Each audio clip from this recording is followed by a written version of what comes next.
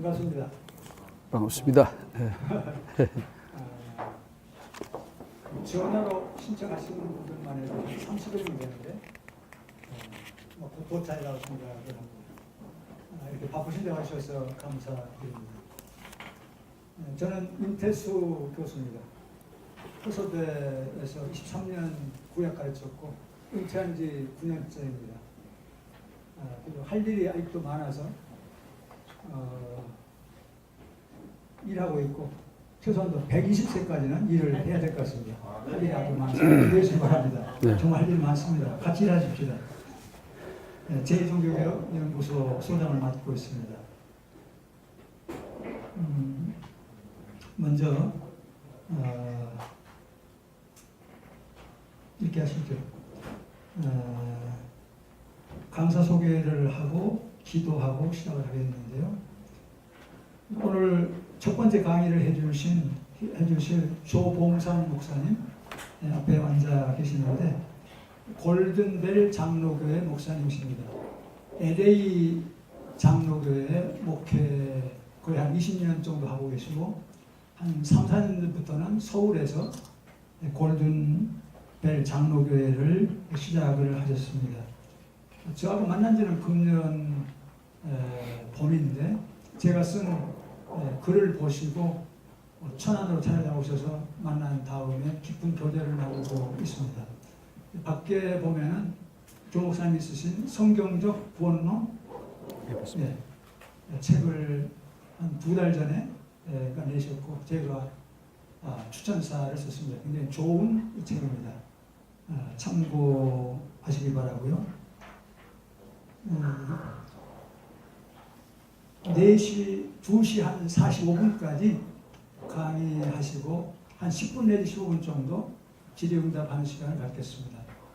그 다음에 한 10분 정도 참아시고 서로 또 인사하시는 시간 가지시고 3시 10분부터 제가 두 번째 주제로 로마서에 나타난 행함 있는 믿음으로 제가 발제를 하였고요.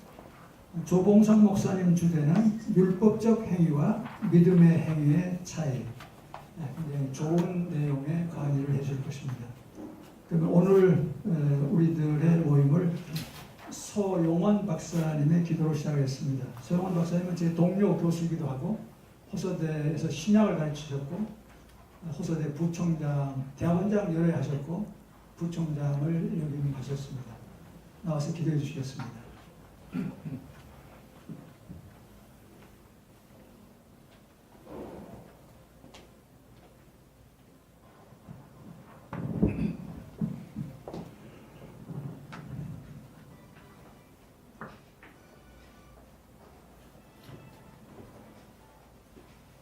우리와 함께 하시는 전능하신 하나님, 하나님의 종들로 하여금 시대의 부태로운 부름에 응답하게 해주시고 하나님의 교회와 복음이 이 시대에 어떻게 더 힘있게 바르게 또 우리의 삶을 변화시키는 동력으로 발전해야 될 것인가 명상하며 삶을 통해서 지켜보며 이 나라 교회와 또 신학과 모든 그리스도인의 삶의 새로운 변화를 촉구하는 이 제2종교개혁 세미나를 5번째로 함께 해주셔서 감사드립니다. 우리 생명 속의 성령께서 어제도 역사하셨고 오늘도 역사하시는 그 성령께서 하나님의 말씀을 새롭게 읽게 하시고 통찰을 주시고 전망을 주시고 결단을 주시어서 저희로 하여금 하나님의 사람으로 주의 종으로 우리가 감당해야 할 그 미션을 수행하는데 주여 뛰어난 통찰력과 용기와 믿음으로 응답할 수 있도록 축복하여 주시옵소서. 귀한 연구를 통해서 하나님의 교회를 새롭게 하고 살아있게 하고 그리고 세상을 변화시키는 그 일을 위해서 이 강좌를 시작하오니 발표하시는 두 분 귀한 하나님의 종들에게 지혜와 명철과 모든 은사를 더하여 주시옵소서. 귀한 은혜 받고 깨달음을 받고 결단하게 하는 귀한 시간으로 축복하여 주시옵소서. 아멘. 존귀하신 예수님의 이름으로 기도합니다.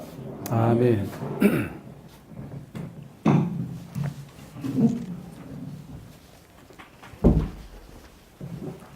할렐루야. 반갑습니다. 네. 저는 율법적 행위와 믿음의 행위의 차이에 대해서 주제를 가지고 말씀을 드리고자 합니다. 시간이 45분밖에 주어지지 않고 또 15분 토론해야 하기 때문에 좀 빨리 제가 진행하도록 하겠습니다.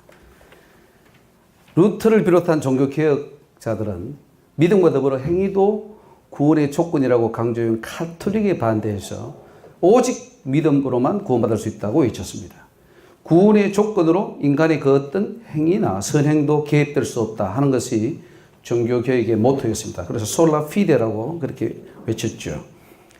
종교개혁 500주년을 맞이하는 이 시점에서 과연 500년 전의 종교개혁이 성경적이었는지를 다시 한번 살펴보고 성경적 구원론과 또 신학을 재정립하는 일은 매우 의미 있는 일이 아닐 수 없을 것입니다. 왜냐하면 종교개혁이 중세 카톨릭으로부터 잘못된 부분을 개혁함으로써 성경적 진리를 찾은 부분도 있지만 완전한 개혁이라고 보기에는 많은 부분에 있어서 문제점이 내포되어 있다는 것입니다. 종교개혁자들은 행위가 구원의 조건이 될 수 없다고 하지만 성경은 어떻게 말하고 있는가? 행위가 구원의 조건이 될 뿐 아니라 심판의 기준이라고 말씀을 하고 있습니다. 구원을 위해서 오직 믿음만을 외쳐온 개혁주의 신학이 과연 성경적 진리에 얼마나 부합하는가? 성경은 행위 또한 심판의 근거됨을 강조하고 있는데 이 점에 대해서 어떻게 설명할 것인가? 오직 믿음으로 구원받는다면 행위가 심판의 근거가 되어서는 안 되는데 예수님은 또한 우리의 행위를 근거로 심판하실 것을 여러 차례 성경에서 말씀하고 있습니다. 행위가 구원의 근거가 된다는 거죠. 심판의 근거가 된다는 거죠. 그래서 종교개혁에서는 왜 심판이 행위에 근거한다는 것을 강조하지 않았는가? 이 점에 대해서 우리가 짚고 넘어가지 않을 수 없습니다. 율법적 행위와 믿음의 행위에 대한 성경적 이해가 필요합니다. 종교개혁자들은 구원을 이루어 나가는 데 있어서 행위나 선행 혹은 열매가 구원과는 어떤 상관도 없다라고 이해했습니다. 그래서 로마서나 갈라디아서에서 나타난 그 바울 서신의 영향 때문인데 바울은 당시 율법의 행위를 통해 구원받으려는 성도들에게 유대 율법주의자들의 율법적 행위는 안 된다. 구원받을 수 없다라고 강하게 강조했습니다. 로마서 3장 27절이나 4장 13절에 그렇게 주장했습니다. 종교개혁자들은 바울 서신에서 말씀하는 율법적 행위를 오해해서 믿음의 행위까지 구원의 조건이나 심판의 근거에서 제외시켜버렸습니다. 결코 바울은 종교개혁자들이 이해한 그런 측면에서 말한 것이 아님에도 불구하고 종교개혁자들은 바울을 많이 곡해해버렸습니다. 그래서 개혁자들은 바울 서신에 근거하여 하나님의 주권과 예정을 강조하는 반면에 인간의 자유의지를 통한 순종과 행위와 열매 같은 것은 구원에 어떤 영향도 미칠 수 없다는 결론을 내어버렸습니다. 루터나 칼빈 같은 종교개혁자들이 행위에 대한 보다 분명한 이해가 있었다면 종교개혁 500년의 역사를 맞이하는 이 시점에서 더욱 많은 열매를 맺었을 텐데 그렇지 못한 것이 상당히 안타까운 일이라고 생각합니다. 종교개혁자들은 오직 믿음만을 강조하면서 행위나 선행은 성화나 상급 심판으로 분류시켜버렸습니다.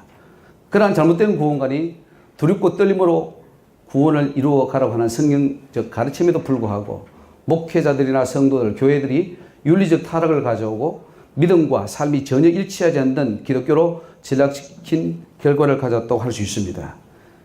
열매 없이 잎만 무성한 무화과나무 같은 것이 바로 오늘 우리 한국교회의 모습이고 하나님 심판에서 그런 무화과, 열매 맺지 못하는 나무들은 찍어 버린다고 했습니다. 그리고 오늘 교회들은 마디는 소금이 되어가고 있습니다. 이러한 것들은 믿음의 행위가 구원의 조건이 되며 심판이 근거가 된다는 점을 종교개혁자들이 무시해버리기 때문입니다. 성경은 분명히 두 종류의 행위를 말씀하고 있습니다. 하나는 율법적 행위이고 하나는 믿음의 행위입니다. 율법적 행위와 믿음의 행위의 차이에 대한 분명한 이해가 없다면 성경이 말씀하는 완전한 구원을 이해할 수가 없습니다. 이것을 혼동시켜버렸어요. 율법적 행위와 믿음의 행위의 차이에 대한 분명한 이해. 이것이 오늘 제가 말씀드리고자 하는 핵심의 내용입니다. 사복음서에서 강조하는 행위가 있습니다. 그리고 바울서신에서 강조하는 믿음이 있습니다. 이 관계를 잘 이해해야 됩니다. 오늘 개혁교회들이 당면한 가장 심각한 문제는 구원론에 있어서 행위의 역할을 잘 이해하지 못하고 있다는 거예요. 이 행위를 어디에 갖다 놓을 것이냐. 과연 행위에 넣을 것인가? 아니면은 그 구원의 조건에서 빼버릴 것인가? 넣는다면 어떻게 넣어야 될 것인가? 이것을 아직 이해 못합니다. 이것은 제가 신학을 저도 오래 했지만은 아직 신학자들이 이것을 규명하지 못하고 있습니다. 그래서 오늘 이 자리에서 우리는 그 부분을 분명히 이해해야 될 점이 있습니다. 바울 서신과 복음서를 제대로 연결시키지 못하고 있어요. 오늘 교회들이. 사복음서가 분명히 행위를 강조하고 그 심판을 강조하는데 바울 서신에서는 믿음으로 말미암는 의를 강조하니까 이 관계를 지금 연결을 하지 못하고 있습니다. 제 종교계에서는 바로 이 율법적 행위와 믿음의 행위의 차이를 규명하고 믿음의 행위가 구원과 심판의 근거가 된다. 행위가 심판의 근거가 된다는 것을 분명히 밝혀내야 됩니다. 이걸 밝혀내지 못하면 교회가 희망이 없고 앞으로 교회가 윤리적으로 완전히 더 타락할 것입니다. 구원에 있어서 행위의 역할에 대한 재조명이 필요합니다.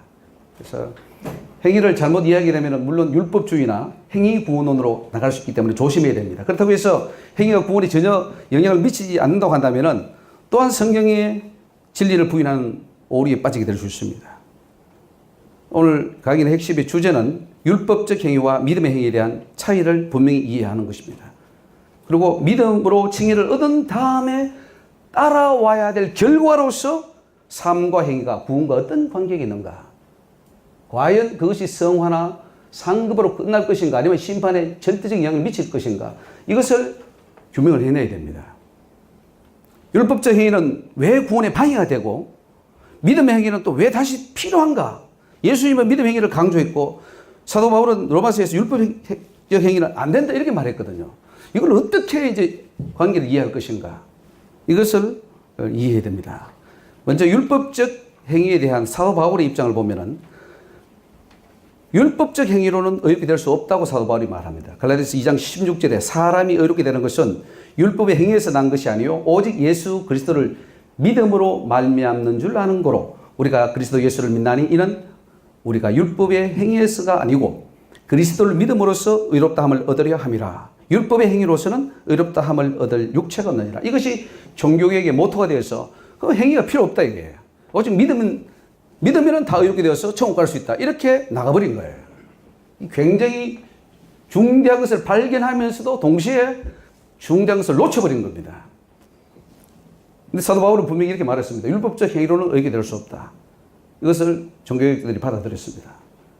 그래서 이 율법적 행위를 제거하면서 어떤 행위도 다 제거해버렸고 그것이 중세 카톨릭에 있어서 구원관에 있어서는 여러 가지 고행, 선행 어떤 율법적 행위를 통해서 가능하다 하고 하는 그 중세 카톨릭 신앙의 반동을 일으키게 된 것입니다. 이 점에 있어서는 우리는 종교개혁을 매우 긍정적으로 평가하지 않으면 안 될 것입니다. 두 번째로 바울의 입장을 보면은 율법적 행위로 의롭게 되려고 하는 것은 예수 그리스도의 십자가를 부인하는 것이다 라고 말합니다. 갈라디아서 4장 3절에 이와 같이 우리도 어렸을 때 이 세상 초동 학문 아래 있어서 종노릇 하였더니 때가 참에 하나님이 그 아들을 보내사 여자에게 나게 하시고 율법 아래 나게 하신 것은 율법 아래 있는 자들을 속량하시고 우리로 아들의 명분을 얻게 하려 하심이라. 너희가 아들인 고로 하나님이 그 아들의 영을 우리 마음 가운데 보내사 아바 아버지라 부르게 하셨느니라 그랬습니다. 갈라디아서 2장 23절에 믿음이 오기 전에 우리가 율법 아래 매임받고 계시될 믿음의 때까지 갇혔느니라. 이같이 율법이 우리를 그리스도에게로 인도하는 몽학선생이 되어 우리로 하여금 믿음으로 말미암아 의롭다함을 얻게 하려 함이라. 그래서 사도 바울의 입장은 오직 우리가 의를 얻는 데 있어서는 예수 그리스도의 십자가밖에 없다. 예수를 통하지 않고는 의를 얻을 수 없다고 말합니다. 여기서 사도 바울이 말하는 그 예수 그리스도를 통해서 믿음을 통해서만 의롭게 될 수 있다는 것은 나중에 말씀드리겠지만은 구원에 있어서 필요 조건으로서 그렇게 말한 겁니다. 구원의 조건에 있어서는 두 가지가 충족되어야 되는데 하나는 구원의 필요 조건이 있고 하나는 충분 조건이 있습니다. 그 충분 조건을 나중에 말씀드리겠지만 종교개혁자들이 보지 못했다는 것입니다. 또 바울은 의롭게 되는 것은 율법의 행위가 아니라 믿음의 법으로만 가능하다. 로마서 3장 21절에 그렇게 말씀하고 있습니다. 무슨 법으로냐? 행위로냐? 아니라 오직 믿음의 법으로 그렇게 의롭게 될 수 있다고 말하고, 또 예수를 믿음으로 칭의를 얻을 수 있다 이렇게 말합니다. 로마서 8장 3절에 3절 4절에 육신의 죄를 정하사 육신을 쫓지 않고 그 영을 쫓아 행하는 우리에게 율법의 요구를 이루어지게 하려 함이라. 그러니까 구원에 있어서 필요 조건에 있어서는 예수님만이, 십자가만이 그 의를 이룰 수 있고 율법 요구를 이룰 수 있다는 거예요. 그래서 바울이 그런 부분에 있어서는 로마서나 갈라디아서에서 이렇게 충분히 이야기하고 있습니다.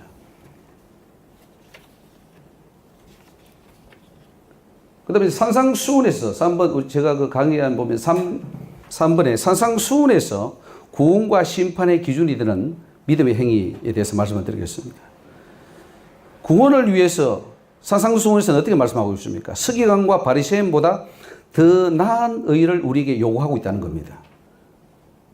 인간이 율법의 행위로 이렇게 될 수 없기 때문에 우리를 의롭게 하기 위해서 예수님이 이 땅에 오셨는데, 누구든지 예수 그리스도를 믿기만 하면은 의롭다함을 받습니다.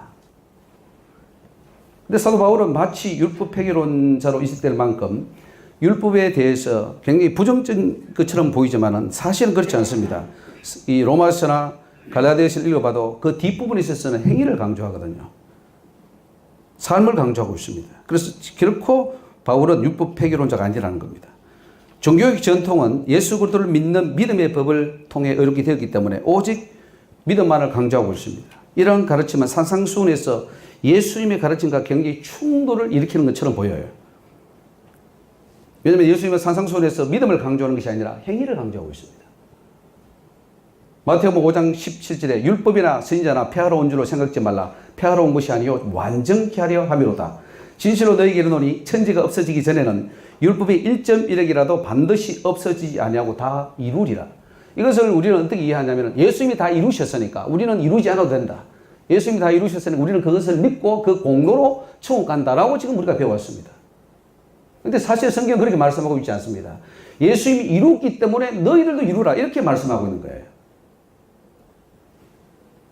누구든지 이 계명 중에 지극히 작은 것 하나라도 버리고 또 그같이 가르치는 사람을 가르치는 자는 천국에서 지극히 작다 일컬음을 받을 것이요 누구든지 이를 행하며 가르치는 자는 천국에서 크다 일컬음을 받으리라. 내가 너희에게 이르노니 너희 의가 서기관과 바리새인보다 더 나지 못하면 결단코 천국에 들어가지 못하리라. 여기서 행위를 주님이 강조하고 있죠. 너희 의가 있습니다. 하나님 예수 그리스도의 의가 있고 믿음으로 받는 의가 있고 우리가 삶을 통해서 믿음에 온 결과로서의 그 의가 있는데 그 의가 서기관과 바리새인보다 더 낫지 못하면 여기 보면 천국에 들어가지 못한다고 말하고 있습니다.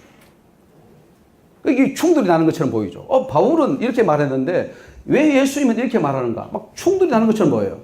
이게 지금 해결이 안 된 거예요. 종교의 500년 동안에. 여기서 예수님이 요구하는 것이 믿음이 아니라 바로 행위를 강조합니다. 그런데 이 행위는 어떤 행위냐? 율법적 행위가 아닙니다. 믿음이 전제된 행위라는 거죠. 믿음이 온 후에 이루어져야 할 행위입니다.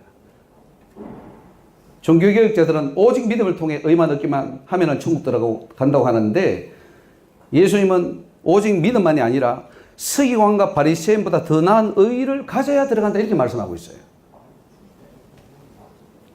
그렇다면 바울이 주장과 예수님의 말씀이 모순이 되는가?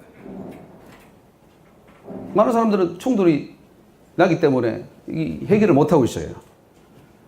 믿음으로만 의롭게 된다고 하는 말씀과 율법은 폐할 수 없는 것이고 그 율법을 지켜 행해야 하고 그 율법을 가르치는 서기관과 바리새인보다 더 나은 의를 가져야 천국 간다. 이런 말씀을 우리는 어떻게 이해해야 될 것인가요?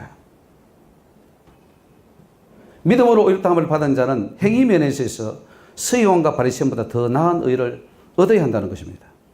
믿음을 통해 의롭게 된 자들은 행위 면에서 서기관이나 바리새인보다 더 나은 삶을 살 것을 주님이 요구하고 있습니다. 믿고 칭의를 얻었으면 이제 그 믿음을 가지고 더 나은 삶을 실천하라는 거죠. 이것은 곧 믿음을 통해서 값 없이 얻게 되는 의가 있고 그 얻은 의를 가지고 말씀의 순종함으로 행위를 통해서 얻게 되는 의가 있다는 말씀입니다.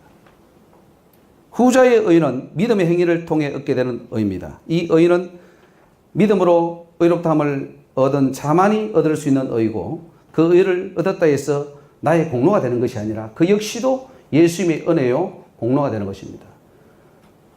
신인 합력설을 주장하기도 하는데 신인 합력설을 잘못 이해하면 마치 예수님의 그 공로와 하나님의 그 구원의 역사가 마치 부족해서 우리 인간의 뭔가를 덧붙여서 이루어가야 된다는 그런 개념으로 생각하는데, 그게 아니라 이미 하나님은 구원을 다 이루어 놓았습니다. 그 구원을 선택하는 측면에 있어서 우리의 순종이 요구되고 그 행위가 요구된다는 측면에서 우리가 그 행위를 강조하는 것이죠. 예수님은 성경원의 바리새인들의 의로는 결단코 천국에 들어갈 수 없다고 말합니다. 율법적 행위를 통해 의를 얻고자 하기 때문이죠. 근데 제사의식이나 절기나 할례나 사회법, 민법, 상법, 형법 같은 그 율법들은 폐기되었기 때문에 지킬 필요가 없는 것들이 있습니다. 하지만 율법 가운데 영원법이 있어요. 영원히 지켜야 될 법. 그 법은 예수님이 폐기한 게 아니라 더욱 완전히 했습니다. 그 율법을 분리해야 됩니다. 폐기한 법이 있고 더욱 완전히 한 법이 있다는 거죠. 예수님 오시면 율법 법은 폐기되었습니다. 그러나 간음하지 말라, 살인하지 말라 하는 그런 도덕법이나 영혼법은 더 강화되었던 거죠. 그래서 이 영혼법은 강화되어야 될 항목이지 폐기되어야 할 항목이 아니라는 겁니다. 예수 믿으면서도 율법을 어기게 되면은 그러면 구원이 가능한가? 거듭난 사람이 율법을 어기고 죄를 범하게 되면 그 사람이 천국 가는가? 라고 물었을 때 오늘 종교개혁 전통에 있어서는 간다고 말을 합니다. 그러나 성경은 가지 못한다고 말하고 있어요. 살인하는데, 간음하는데 예수 믿고 그 죄를 다시 지었다면 천국 갈 수 있느냐? 절대로 못 갑니다. 산상수훈에서 주님은 범죄하면 손을 찍어버리라 하면서 죄를 끊을 것을 말씀하고 있어요. 심판의 최종 근거가 되는 믿음의 행위에 대해서 말씀드리겠습니다. 이 믿음의 행위는 심판의 최종 근거가 된다는 거죠. 오직 믿음으로 구원을 받는다면 행위는 심판의 기준이 될 수가 없습니다. 그래서 오늘 종교개혁 전통은 우리가 어떤 행위를 하든 그것은 구원에 관계없다, 믿기만 하면 간다라고 하는 그런 주장을 해왔는데, 과연 성경은 그렇게 말씀하고 있느냐 이거죠. 종교개혁 전통은 심판의 근거가 믿음이 있어요. 믿느냐 안 믿느냐가 심판의 기준이고, 예수님의 말씀을 읽어보면 심판의 근거는 행했느냐 안 행했느냐, 바로 행했느냐 잘못 행했느냐, 그 행위가 근거가 된다는 거죠. 그렇다면 믿음이 필요 없다는 것인가? 아닙니다. 믿음은 절대적으로 필요하죠. 행위가 나오기 위해서 믿음은 절대적으로 필요한 겁니다. 종교개혁에서는 오직 믿음으로라는 주장을 하면서 믿는 자가 어떻게 살았느냐에 따라 심판받는다는 부분은 간과하고 있습니다. 오직 믿음으로 다 덮어버렸어요. 예수의 공로로 다 덮어버렸습니다. 그러니까 값상구원이 되어버리고 윤리가 타락해도 구원받는다는 거예요.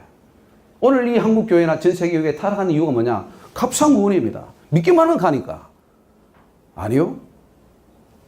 믿기 때문에 더 완전하게 살아야 된다는 거예요. 이걸 빼버렸습니다. 너무 쉬운 거예요. 기독교가 구원받는 게 너무 쉬워져 버렸어요. 누구나 다 천국 갈 수 있는 거예요. 믿음은 구원의 길을 열어주는 하나의 통로라고 봐야 돼요. 믿음으로 구원이 시작된 것이고 삶을 통해서 완성을 시켜 나가야 되는데 그 완성시켜낼 과정을 다 잘라버리니까 얼마나 우리 믿음이 쉬워졌고 교회가 윤리로 타락해도 뭐 다 구원받으니까 오히려 세상보다 더 타락해져 버렸죠. 마태복음 5장 21절에 옛사람에게 말하마 살인치 말라, 누구든지 살인하면 심판을 받게 되리라. 이건 구약 율법입니다. 하였다는 것은 너희가 들었으나 나는 너희에게 이르노니 형제에게 노하는 자마다 심판을 받게 되고, 율법이 더 강화되어 있어요. 어떤 사람은 율법 필요 없어. 이 율법은 지켜도 돼. 우리는 자유했어. 자유한 게 범죄도 된다는 것으로 나가버렸어요. 아니죠. 더 강화되어야 돼요. 마음속으로도 죄지 만드는 거예요. 정반대로 갔습니다. 종교개혁은. 지금 반대로 가고 있어요. 하나님의 말씀은 네가 믿었으면 그 믿음을 가지고 구약에서 말하는 그 계명들을 더 잘 지키고 완벽하게 마음까지 사랑으로 다 지키라고 하는 건데 우리는 우리 편한 대로 해석해 버렸어요. 그러니까 이런 결과가 왔죠. 분명히 말합니다. 형제를 대하여 라가라 하는 자는 공에 잡히게 되고 미련한 놈이라 하는 자는 지옥불에 들어가리라. 구원 못 받는다는 거예요. 오늘 이 마태복음 5장, 6장, 7장만 갖다 대어도 우리 한국교회는 거의 구원 못 받습니다. 구원 받을 수가 없어요. 예수님이 이렇게 말씀하셨는데 그분이 심판자인데. 근데 그렇게 예수님 말씀을 더 따라갑니까? 바울 신앙을 더 따라갑니까? 바울도 그런 의미에서 말한 게 아닌데 우리가 곡해해서 지금 바울 신앙 하면서 칼빈주의로 따라가 버리고 이상한 구원론으로 나가버렸습니다. 주님은 결단코 천국에 들어갈 수 없다고 말합니다. 믿음이 왔으면 윤리가 회복되고 더 완전한 믿음으로 행위로 나가야 되는데 반대로 왔다는 거. 이거 참 슬픈 현실입니다. 계시록 22장에 불의를 하는 자는 그대로 불의를 하고 더러운 자는 그대로 더럽고 의로운 자는 그대로 의를 행하고 거룩한 자는 그대로 거룩되게 하라. 보라 내가 속히 오리니 내가 줄 상이 내게 있어 각 사람에게 그의 일한 대로 행입니다. 갚아주리라. 일한 대로 갚아준다. 산상수훈에서의 그 의와 종교 개혁자들이 외치는 그 의와는 차이가 있습니다.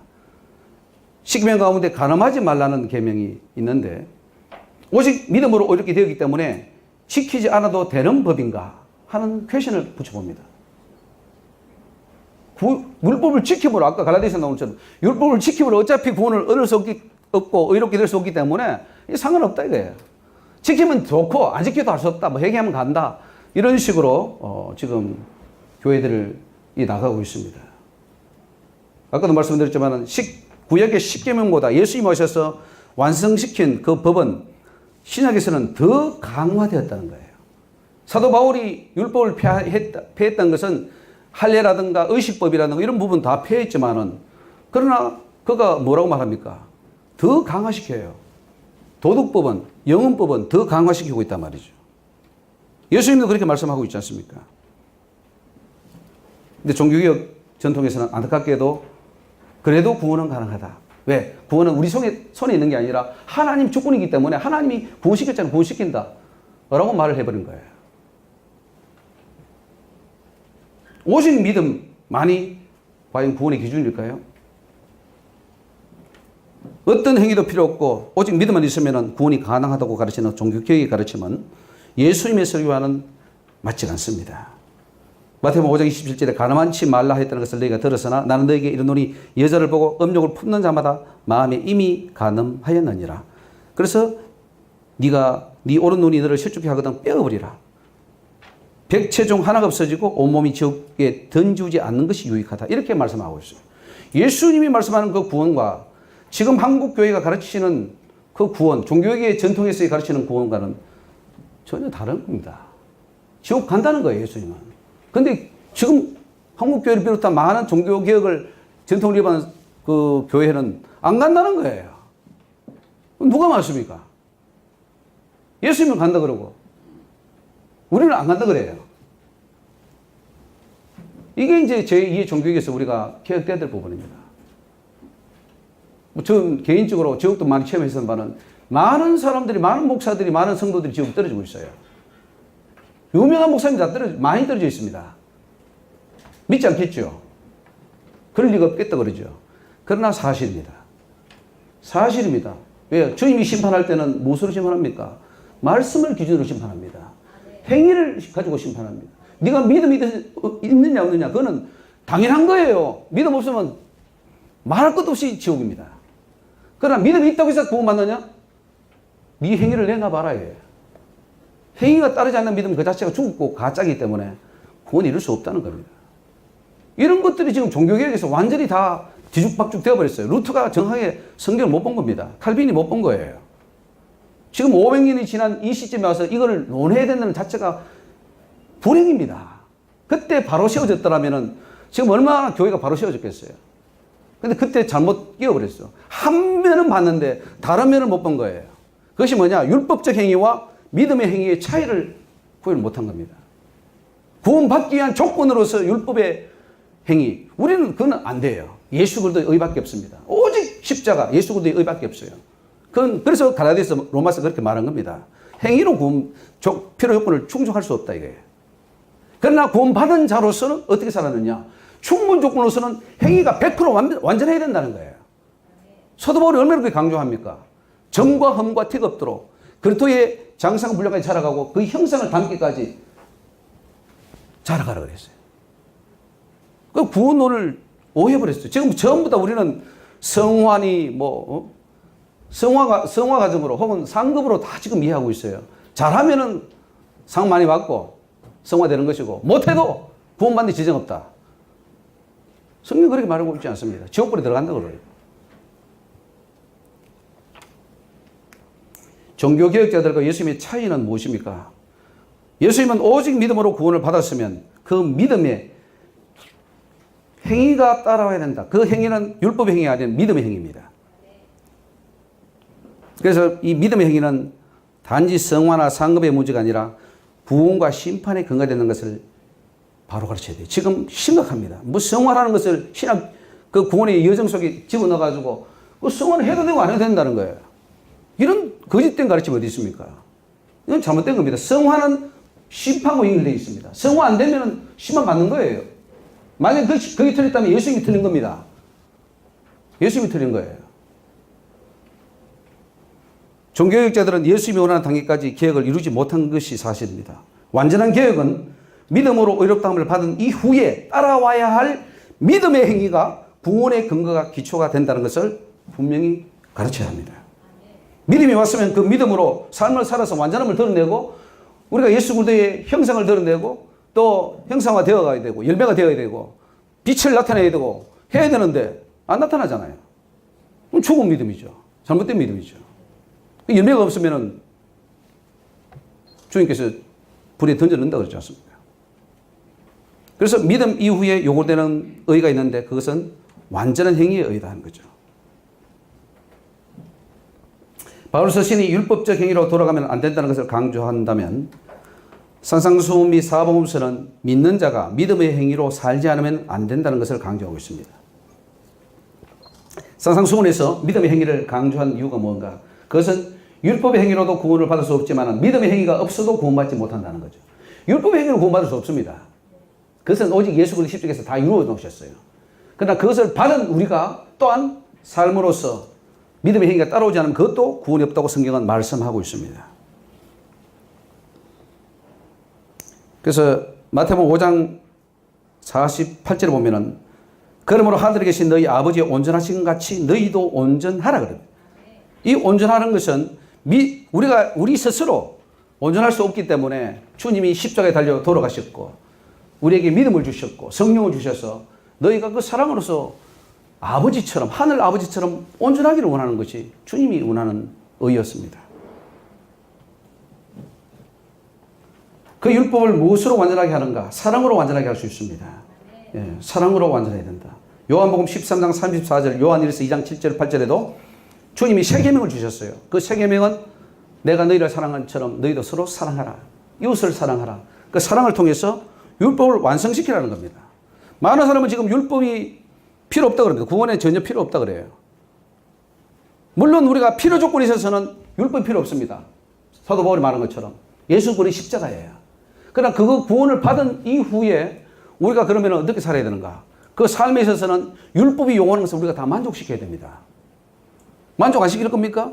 예수님이 십자가에 달려 돌아가시기 때문에 내가 간음해도 주여 용서해달라고 그냥 그렇게 살면서 계속 간음죄를 지으면서 산다면 그 사람이 과연 바른 믿음입니까? 아니에요. 주님이 그렇게 해서 십자가에 달려 돌아가신 게 아닙니다. 내가 십자가에 달려 돌아간 것은 너희들이 그 죄를 끊을 수 없기 때문에 내 의를 통해서 칭의를 받고 양자가 되고 구원을 받은 이후에 너희들은 내가 원하는 그 삶을 살아라는 거예요. 그래서 율법의 요구가 예수님만 다 이룬 게 아니라 이제 그 의를 이루신 그 예수님을 따라서 우리도 이루어야 된다는 거죠. 성경 그렇게 말씀하고 있습니다. 율법의 요구를 이루어야 된다는 거예요. 무엇으로? 행위로? 율법 행위로 불가능해요. 그것을 사랑으로 주님이 주시는 사랑을 받아서 성령을 받아서 그 능력으로 죄를 이기고 율법이 원하는 것이 다 채워지는 거예요. 그러니까 율법을 행함으로 구원받는 게 아니라 구원받았기 때문에 율법을 행할 수 있는 거예요. 율법이 죽었습니까? 물론 주님이 십자가에 도말시켜버렸어요. 그것은 구원을 조건으로 따질 때 우리 행위로 안 되기 때문에 주님이 도말시켜버리는 건 사실입니다. 그러나 우리가 그 의를 힘입어서 주님의 의를 힘입어서 구원을 받은 이후에 그러면 그 율법이 저촉이 되면 되겠습니까? 계속 그래도 예수 믿으면서도 간음하고 도둑질하고 우상 숭배하고 되겠습니까? 안 되죠. 구원 받았기 때문에 더 이제는 율법이 요구하는 그 이상의 것을 이루어야 되는 거죠. 그것이 뭐냐? 사랑으로서 위로 하나님을 사랑하고 또 아래로는 이웃을 사랑하는 그 사랑으로서 다 실천하는 겁니다. 그래서 하나님의 온전하심 같이 너희도 온전하라는 것인데 종교개혁자들은 이 부분을 놓쳐버렸습니다. 믿음으로 의롭다함을 받았기 때문에 그런 그의 공로로 우리는 천국 간다. 그래서 비록 죄를 지어도 그 공로로 의지해서 갈 수 있다라고 가르치는 거예요. 과연 성경이 그렇게 가르치고 있습니까? 사도 바울이 그렇게 가르치고 있어요? 예수님이 그렇게 말씀하셨습니까? 아닙니다. 때문에 이제는 죄를 끊어버린 거죠. 로마서도 읽어보십시오. 오늘 우리 교수님께서 로마서에 강의하시겠지만 로마서에서도 더 완전함으로 나간 거죠. 우리가 믿음이 왔기 때문에 율법을 폐하는 점 그럴 수 없느니라. 더 굳게 세운다 그랬어요. 더 완전하게 나갈 수 있다 그랬어요. 이런 것들을 종교개혁에서 지금 보지 못하고 있습니다. 예수님은 산상수훈에서 열매를 강조하고 있습니다. 열매 맺지 않는 나무마다 찢겨 불에 던진다. 이것은 그의 열매로 그들을 안다는 것은 행위입니다. 행위가 없다면 불이 들어간다는 거죠. 그래서 그리스도로부터 얻은 의를 가지고 의롭게 살고 열매 맺는 삶을 살아야 완전한 의가 된다는 것입니다. 마태복음 7장 21절에 주여 주여 하는 자마다 천국에 다 들어갈 것이 아니요 다만 하늘에 계신 내 아버지 뜻대로 행하는 자라야 들어가리라. 여기 행위가 나옵니다. 로마서나 갈라디아서는 앞에서 율법 행위가 안 된다 그랬는데 이 산상수훈에서는 예수님이 행하지 않으면 못 들어간다 이거예요. 행해도 바로 행해야 되지 또 잘못된 행위를 했을 때는 못 들어간다고 말하는 것입니다. 누구든지 나의 이 말을 듣고 행하는 자는 반석에 집을 지은 사람이고 행치 않는 자는 모래에 지은 사람이다. 그래서 신자와 불신자의 심판도 있지만 성도 가운데서 알곡과 가라지 심판이 있고 영과 염소의 심판이 있다는 것을 종교개혁에서는 많이 강조하고 있습니다. 그 다음 믿음의 행위에 대해서 그 중요성에 대해서 우리 4번으로 넘어가겠습니다. 행함이 없는 믿음으로는 구원에 이를 수 없습니다. 종교개혁자들의 큰 실수는 행함을 빼버렸습니다. 행함이 있으면 더 좋지만 없어도 구원받는데 문제가 없는 것으로 이야기하고 있습니다. 구원의 요소로서 행함을 강조했던 중세 카톨릭에 대한 반동으로 일어났던 것이 종교개혁이기 때문에 행하면 안 돼 라고 하는 그런 어떤 그 뭔가 있을 겁니다. 루터도. 행하면 다 빼버렸습니다. 어떤 것도. 오직 믿으면 돼 라고 하는 것이죠. 물론 카톨릭에서 용하는 그 고행 뭐 이런 것들 그 선행은 당연히 적어야 됩니다. 그것은 율법적 행위입니다. 구원받기 위한 조건으로서의 행위이기 때문에 그것은 안 되는 겁니다. 할례, 월삭, 절기 같은 그런 것들을 바울이 제거했던 것처럼 종교에서도 그런 것들은 제거되었어야 됩니다. 근데 믿음의 행위는 뭐냐 그러면 믿음의 행위까지 다 제거해버렸는데 믿음의 행위는 살려내야 됩니다. 믿음의 행위는 구원받은 자가 그 믿음을 따라 살았을 때 나오는 행위입니다. 그 믿음의 행위는 열매로서 나타나지 않으면 또 안 돼요. 그러니까 이것을 혼동하는 거예요. 이게 구원받기 위해서 율법으로 살아야 되느냐, 율법적 행위를 해야 되느냐, 아니면 이걸 믿음으로 해서 믿음의 행위가 나타나야 되느냐, 이거를 혼동하고 있어요, 지금. 이걸 어떻게 분리해야 될지도 모르고. 어떤 사람은 지금도 많은 그 종교적 전통에 있는 교회들이 율법주의로 돌아갔습니다. 믿음 막 열심히 하려는 사람들은 뭐 안식일을 지켜야 된다, 주일을 성수해야 된다. 뭐 그렇게 해서 율법으로 다시 돌아가는 경우가 있어요. 그렇지 않으면, 야, 괜찮아. 뭐, 편하게 살아. 우리는 다 구원받았으니까. 그래서 또 율법을 해체해버리는 경우도 있는데, 그래서 행위에 대해서 지금 많이 지금 혼동하고 있어요. 여러분, 심판은 자유의지와 책임을 전제로 합니다. 만약에 자유의지가 없다면 심판이 성립이 될 수 없죠. 그렇지 않습니까?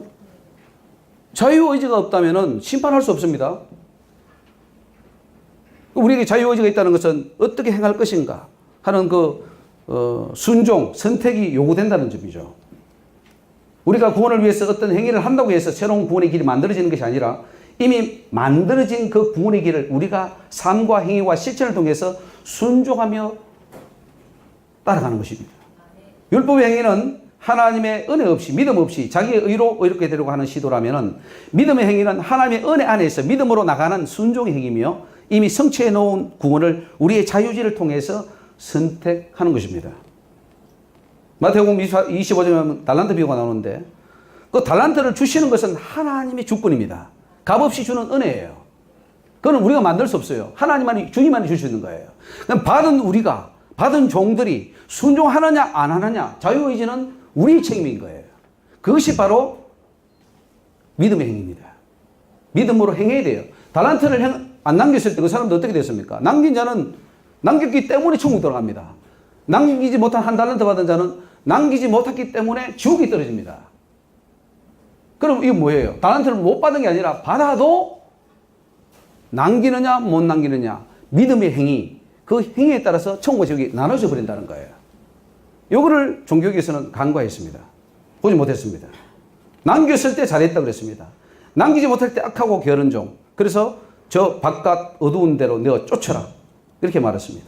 그래서 믿음의 행위가 없는 그 믿음은 결국 지옥의 심판을 받게 되는 것을 알 수 있습니다. 그래서 이 달란트 비유는 많은 사람이 상급 심판을 이해하는데 상급 심판인 동시에 영벌 심판입니다. 그러니까 항상 이 상급과 구원은 굉장히 밀접하게 붙어갑니다. 물론 다른 분리된 부분도 있지만 칭의를 받았다 하더라도 사명을 감당함에 있어서 어떤 행위를 했느냐가 결국 상급 심판인 동시에 영벌 심판이 근거된다는 것. 이것이 바로 믿음의 행위가 없다면 결국은 구원을 받을 수 없다는 것을 증명해 줍니다. 믿음의 행위가 중요한 것은 행위가 그 속에 있는 믿음을 증거해 줍니다. 믿음은 곧 행위가 따라야 됩니다. 행위가 따르지 않는 그 믿음은 그 자체가 죽은 것이라고 야고보서 말씀하고 있어요. 그래서 반드시 행함이 따라와야 됩니다. 사실 이 믿음과 행함을 분리한다는 것 자체가 사실 모순이에요. 우리 영혼과 육체를 분리한다는 것 자체가 모순이잖아요. 붙어 있는데 이제 논리적으로 따지다 보니까 이제 믿음과 행위를 분리하는 것이지 사실은 붙어 있는 겁니다. 믿음이 들어가면 행함이 나와야 되고 그 행함이 또 믿음을 증거해주는 이것이 돼야 되는데 지금 종교개혁은 딱 잘라버렸어요. 우리 영혼과 육체를 분리하는 것처럼 분리해버렸다는 거예요. 야, 행함은 괜찮아. 그거하고 상관없어. 믿음은 있으면 돼. 라고 말함으로써 이거 분리시켜버렸어요. 절대로 안 됩니다. 붙어 있어야 돼요. 그래서 그 양과 염소의 심판을 보면 모든 민족을 그 앞에 모으고 오른편에 있는 양, 왼편에 염소를 심판하는데 그 예비된 나라를 상속하라는 그 말을 하죠. 우편에 있는 양들에게는. 그 뭐냐면 행위입니다. 배고플 때 죽었고 헐벗을 때 입혔기 때문에 행위가 따랐다는 거죠. 근데 이쪽에서는 그렇게 하지 않았다는 거죠. 물론 하긴 했지만은 잘못된 의도로 했기 때문에 이 지극히 작은 자 하나에게 한 것이 나에게 한 것이고 지극히 작은 자에게 하지 않은 것이 나에게 하지 않은 것이다. 결국 행위가 심판의 근거가 되는 것을 말씀해 주고 있습니다. 믿음의 행위는 구원의 충분 조건입니다. 구원의 충분 조건. 우리가 행위를 한다고 해가지고 그것이 예수 십자가의 그 공로나 의에 뭔가를 첨가하는 게 아닙니다. 그거는 그 자체로서 완전합니다. 그거는 누구 손을 댈 수 없어요. 사도 바울이 말하는 것처럼. 십자가 외에 다른 것을 말하면 다른 복음이야.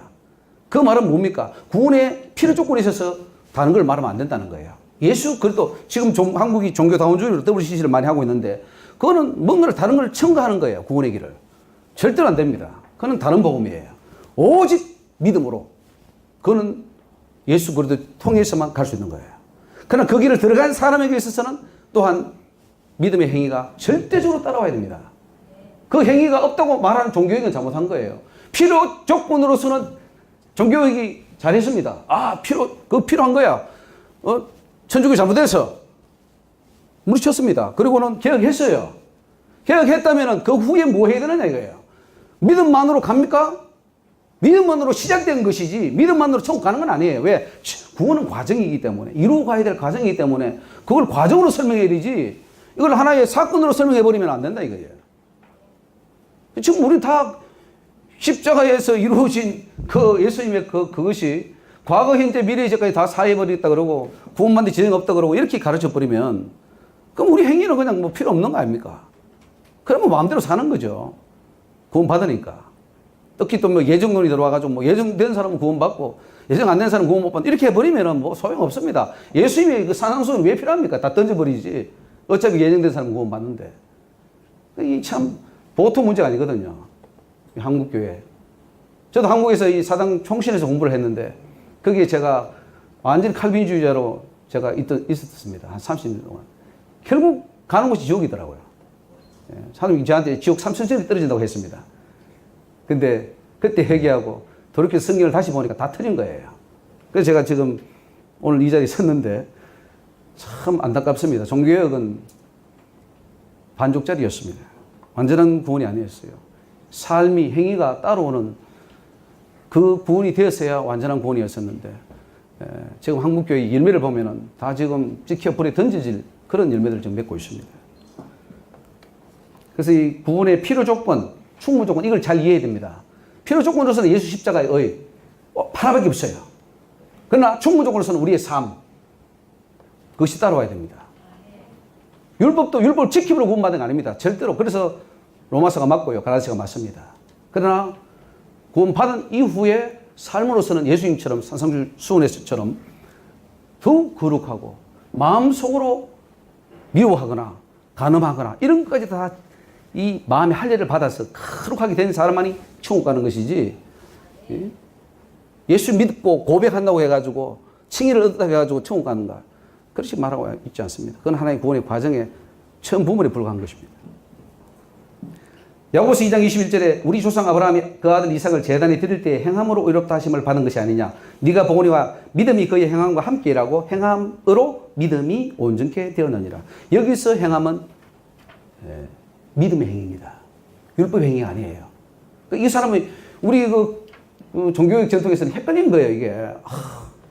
어떻게 보니까 분명히 이 행함이 필요 없다고 했는데 야고보서는 왜 이 행함을 강조해? 그래서 루터가 야고보서를 굉장히 싫어했죠. 자기 이런 거 틀리니까. 근데 틀린 게 아니에요. 과정으로서 구원받은 이후에 필요한 그 행함이 따라와야 된다. 믿음의 행위를 이해 못한 거예요. 율법의 행위만 계속 생각하고 율법 행위는 안 돼. 그거는 잘했어요. 근데 믿음의 행위는 또 더 완전으로 나가야 되는데 그거는 이해를 못했기 때문에 여기서 루터가 종교개혁에 실패했다고 봅니다. 실패해버렸어요. 그 반쪽짜리죠. 아브라함도 마찬가지입니다. 아브라함을 설명할 때에 아브라함의 의를 얻을 때 그가 믿음으로 의롭다 함을 받았다고 그랬습니다. 그러나 야고보서에서는 그가 행함으로 의롭다 함을 받았다고 그래요. 이것이 차이입니다.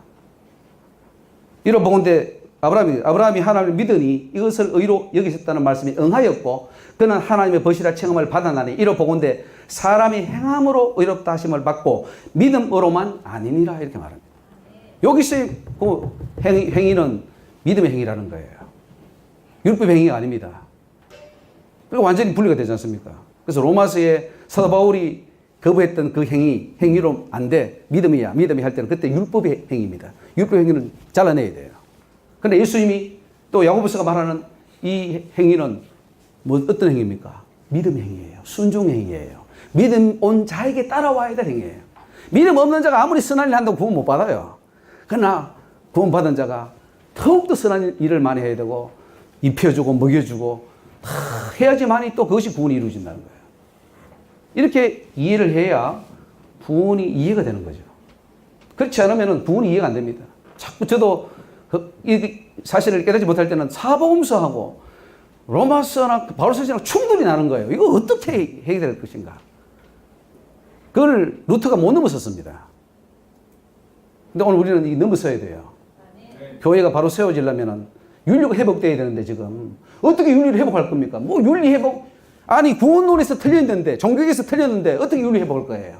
너 지옥 가. 그렇게 살면 지옥 가. 왜 지옥 가느냐? 성경이 이렇게 말하고 있어요. 라고 이 성경적인 지식의 기초를 바로 세워놔야 윤리가 회복되고 그들이 바로 살아서 한국교회가 살 텐데 구조적으로 타락되도록 돼 있어요.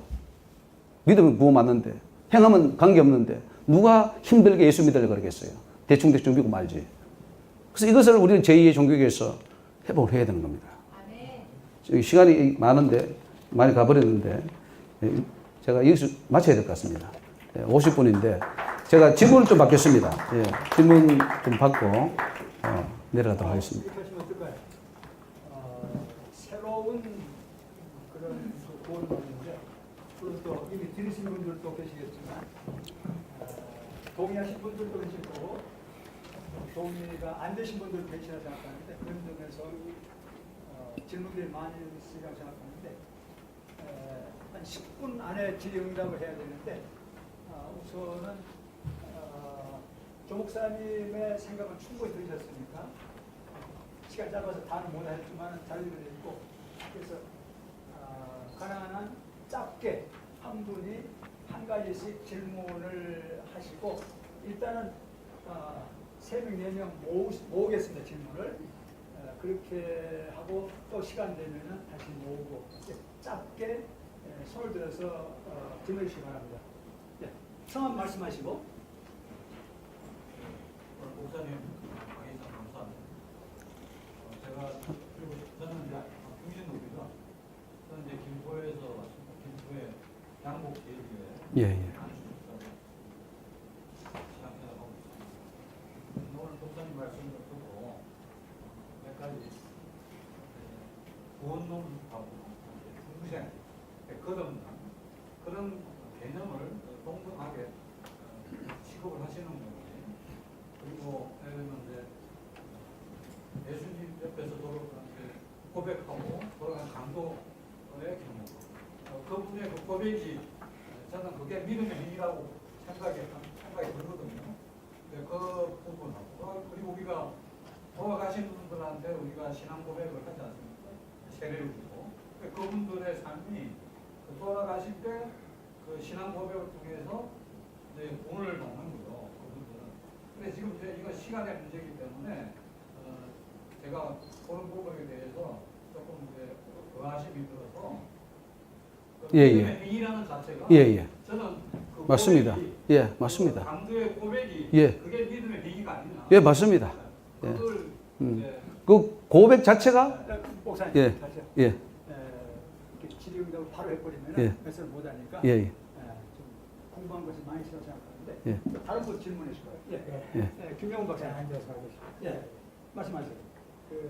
두 가지만 하겠습니다. 이쪽에 중간쯤에 영원법을 언급을 하십니다.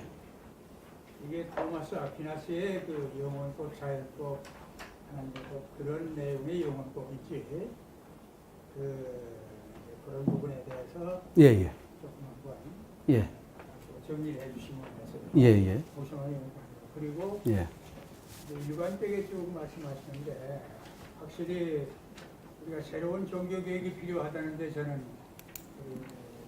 이 말씀을 동감을 하는데, 루터 종교 개혁이 실패했다고 하는 걸로 접근하면 많은 기독교인 우리 비성교인들이 오해를 하니까 변증법적인 발전에 의해서 그 시대는 그 나름대로 가치가 있었다. 그러나 지금 시대의 변화에 와가지고는 그건 아니다. 여론적으로 우리가 발전하면 공감을 얻을 수 있는 게 많습니다. 그러면 조그만 그 반응이 엄청나게 전체를 부정하는 그런 추세가 있기 때문에 알겠습니다. 그런 쪽에서 우리 연구소가 좀 가시면 좋겠다. 서서히 충격을 적게 하면서 그 시대 캐톨릭 시대에 맞았다. 그러나 지금은 벌써 500년 지난 후에는 이걸 봐야 되겠다. 이런 쪽으로 좀 가시면 어떨까? 또 다른 분. 다른 분 안 계십니까? 민병희. 오직 믿음, 오직 성서, 오직 성령으로 루터가 종교를 했잖아요. 성서 안에 믿음도 있고 행동도 다 있는데 신학자나 목회자가 믿음을 강조하면서 좀 변질된 거 아닌가 그런 생각도요. 밑에 다르게 했는데 그 신학자나 목회하시는 분들이 믿음을 강조하다 보니까 약해지지 않았나. 그래서 혹시 또 질문 있으십니까? 없으시면 일단 답변을 하시죠. 짧게 답변하시고 질문 생길 수 있으니까. 알겠습니다. 루터 후의 학자들에 의해서 그것이 문제된 게 아니라 루터는 분명히 그렇게 말했습니다. 오직 믿음이고 행위는 구원에 들어갈 수 없다고 그렇게 분명하셨죠. 그때 세 가지 외쳤잖아요. 오직 믿음, 오직 성서, 오직 성령. 그렇죠. 그러니까 오직 믿음만 구원받는다고 얘기하지는 않고 성서 속에 갈라디아서, 로마서 다 있으니까. 그 부분은 이제 야고보서 같은 거를 제거하려고 그랬습니다. 루터는. 왜냐하면 거기서 행함을 강조하니까. 그 행함이 그 사도 바울이 말했던 로마서나 갈라디아서 하는 그 행함이 아니고 그 행위는 율법적 행위이기 때문에 그건 반드시 사도 바울처럼 제거되어야 되는 건 맞습니다. 루터는 그걸 정확하게 봤어요. 그 로마 캐톨릭에 대해서 너무 잘못된 행위를 통해서 구원을 요구하기 때문에 로마 캐톨릭의 구원과는 50%는 예수 믿음으로, 50%는 우리의 행함, 선행, 고행 뭐 이런 것들을 통해서 간다고 믿었기 때문에 그거에 대해서 개혁을 일으킨 거예요. 그건 정확하게 봤지만은 그 후에 따라와야 될 믿음으로서의 행위에 대해서는 야고보서가 말한 것처럼 산상수훈이 말한 거, 예수님이 말한 것처럼 그 부분을 간과했던 거죠. 그렇기 때문에 루터의 종교개혁에 있어서 한 부분은 개혁되었지만 따라와야 될 이 부분을 강조하지 않음으로써 더 많은 열매를 못 맺었다는 것을 우리가 알 수가 있었고요. 또 루터의 종교개혁이 이제 실패했다, 안 했다, 뭐 이걸 가지고 이제 우리가 너무 충격을 주면 반갑을 살 수 있는 건 사실입니다. 사실이고, 그거는 이제 방법론적에 있어서 잘 해나가면 될 줄 압니다. 그거는 우리 또 임 교수님께서 저는 잘 하시리라 믿고요. 제가 조율하는 걸로 알고 있습니다. 네. 어떤 부분에서는 또 충격이 필요하고, 어떤 부분은 또 잘 무마하는 것도 필요하겠지만은, 이 시대에 정말 너무 이 열매가, 저는 미국에서 한 20년 이제 있다 보니까 한국에서 밖에서 보잖아요. 밖에서 보는 부분도 있고 하는데, 그러다 보니까 너무 열매가 참, 이사야 55장의 말씀처럼 극상품 포도나무를 심었는데 덜 포도를 맺히면 어찌민고, 주님이 한탄하시면서 이스라엘 백성들을 다 죽이고 흩어버리고 바빌론 포로로 잡혀가는 거예요. 그것이 이 시대예요, 이 시대. 똑같이 그래서 어떻게 역사는 이렇게 반복이 되는지, 극상품 포도나무를 우리 한국에도 심었습니다. 엄청난 부흥을 주셨고, 물질도 주시고, 많은 교회 부흥도 일어났는데, 열매 맺는 부분이 있어서 이제, 그게 종교개혁이 조금 더 이게 바로 세워졌더라면은 참 많은 열매를 맺을 텐데, 우리 지금 한국교회가 한 20% 교회 있다고 하지만, 이 사람만 다 가도 천국이 얼마나 참 영광스럽겠습니까? 근데 참 많은 죽정이 열매 맺지 못하는 그 상황을 통해서 천국 못 가고 있는 그런 부분들을 좀 안타깝게 생각합니다. 그리고 아까 우리 집사님께서 하신 거, 그건 믿음의 행위라고 했을 때는 당연합니다. 우리가 죽을 때 신앙 고백하는 것도 믿음의 행위입니다. 그 고백도. 그래서 그 사람은 천국 갑니다. 물론 상급은 없겠죠. 그러나 그 고백, 십자가의 강도가 죽으면서 고백하는 것도 충분히 구원을 받을 수 있습니다. 그러나 이제 우리가 주어진 하나님이 달란트를 주시고 기회를 주시잖아요. 그런 기회를 주셨음에도 불구하고 사명을 감당하지 않을 때는 분명히 또한 하나님께서는 지옥 심판을 한다는 것을 성경이 수도 없이 이렇게 예수님이 말씀해 주셨기 때문에 그것을 우리는 이제 마음판에 새겨야 되겠죠. 혹시 또 질문 있으십니까? 네. 성함도 말씀하시고. 네, 김재철이라고 합니다. 강의를 들으면서 전반적인 공감이 갑니다. 지금 한국 교회 현실이 상당히 지금 믿음으로 구원을 받는다는 부분으로 행위가 따르지 못하니까 이런 세미나가 열리고 그런 부분에서 개선하자는 그 불이익적인 부분은 이해가 되는데 우리가 그 행위적인 믿음과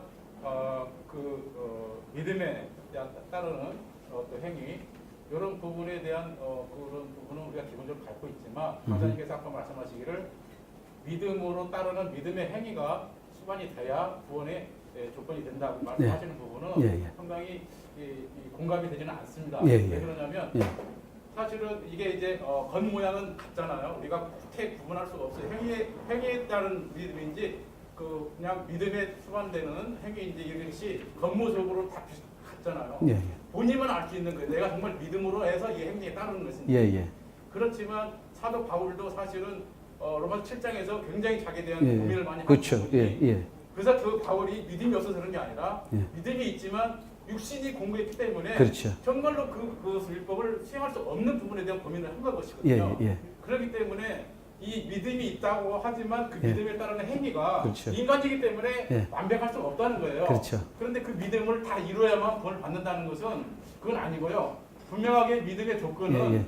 그 구원의 조건은 믿음으로 가지만 예. 우리가 진실로 믿음이라는 것은 정말 그 행위가 따름으로 정말 이 성의 과정을 가는 과정 이 부분이기 때문에 그것이 예. 완전하게 그 믿음에 예. 따른 행위지만 그것이 구원의 조건이 돼야 한다는 것은 예. 좀 문제가 있지 않느냐. 예. 방금 말씀하셨지만 정말 십자가에 있는 그 강도도 예, 예. 사실은 믿음으로 고백을 했지만 행위를 할 수 있는 어떤 시간적인 여유는 없었지 않습니까? 예, 예. 그런 측면으로 봤을 때 그렇죠. 우리가 접근하는 방법을 이게 우리가 믿음이 있으면 정말로 그 믿음에 따른 행위가 나타나는 것이다 하는 것을 강조를 하는 부분이 필요하지만 예, 예. 이것이 꼭 구원의 조건으로서 꼭 행위가 따라야 한다. 이렇게 제식을 한다는 것은 많은 어떤 문제가 그렇죠. 되지 않을까. 예, 그 종교에서 그렇게 해왔습니다. 그리고 또 칼빈주의에서도 그랬고, 우리가 믿음이 있으면 행위는 나타나게 됐다 이렇게 이제 우리가 많이 이제 이야기하죠. 맞는 말입니다. 그런데 제가 말씀드리는 것은 그럼 구원이 조건이 되냐 안 되냐, 또 완전으로 갈 수 있냐 없냐 그런 굉장히 중요한 문제인데 예수님이 심판을 할 때에 어떻게 했느냐를 봐야 됩니다. 예수님이 할 때에 그 행위를 분명히 봤거든요.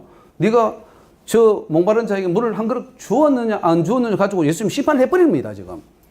근데 우리는 아이고 뭐 여유가 안 돼서 그때 뭐 못했어 뭐 그렇게 못했습니다 라고 핑계를 댈 수 있으면 좀 좋을 텐데 예수님은 그 핑계를 받아주지 않다고 있다는 거죠. 왜냐하면 심판자이신 예수님이 하신 말씀을 우리가 들어보면은 우리가 종교에게서 그렇게 이해하면 참 좋죠. 우리가 최선을 다해서 하다가 뭐 이거 어떻게 완전할 수 있나. 그래서 저는 완전의 개념에 대해서 물론 그 웨슬레가 완전 개념 상대적 완전론을 이야기했습니다. 저는 처음에는 굉장히 거부하면 했는데 제가 성경을 가만히 보니까 성경은 완전을 요구해요. 물론 그 완전이라는 것, 우리가 율법을 완전히 지켰냐 못 지켰냐는 그건 주님이 판단합니다. 그거는 주님이 판단하지 우리가 판단 못합니다. 그리고 객관적으로 뭐 너는 10가지 했는데 너는 5가지밖에 못했으니까 완전 안 해. 그게 아니라 그 완전은 주님이 판단하시는데 그 완전이 뭐냐 하면은 사랑으로 주님 말씀입니다. 사랑은 율법의 완성이라 그랬어요. 그리고 율법의 완성을 하라 그랬어요. 못하는 게 아닙니다. 뭘 하느냐? 네 행위로가 아니라 사랑으로서 주님이 주시는 그 사랑을 내가 받음으로써 그 사랑을 의지해서 하는 것이지 내 힘으로 못하죠. 그래서 주님이 사랑을 주시고 성령을 부어주시고 그래서 완성하라는 거예요. 하나님을 사랑하고 이웃을 사랑하라. 이것이 율법이요 선지자의 대강령이라. 그래서 완성하라고 분명히 주님 말씀하시는데 우리는 못한다 그래. 그러니까 종교가 못해 그러고 주님은 해라 할 수 있다 하는데 누가 그러면 이길 거예요? 우리 주님 앞에 어떻게 변명할 겁니까? 그래서 예. 방금 말씀하신 대로 그 심판의 이 주권은 하나님이 갖고 그렇죠. 계시잖아요. 그렇죠. 때문에 그것을 규정을 해가지고 이것을 다 이수를 해야만 구원을 받는다 하는 것은 너무 지나친. 아니 예수님이 그렇게 말씀하셨다니까요. 마태복음 25장 보십시오. 심판할 때 이렇게 한다고 주님이 말씀해 놓으셨어요. 그러면 그걸 어떻게 할 거면 우리가 핑계 댈 겁니까? 그 정도 합시다. 네, 감사합니다. 할렐루야. 네, 감사합니다. 예, 한 10분 쉬시면서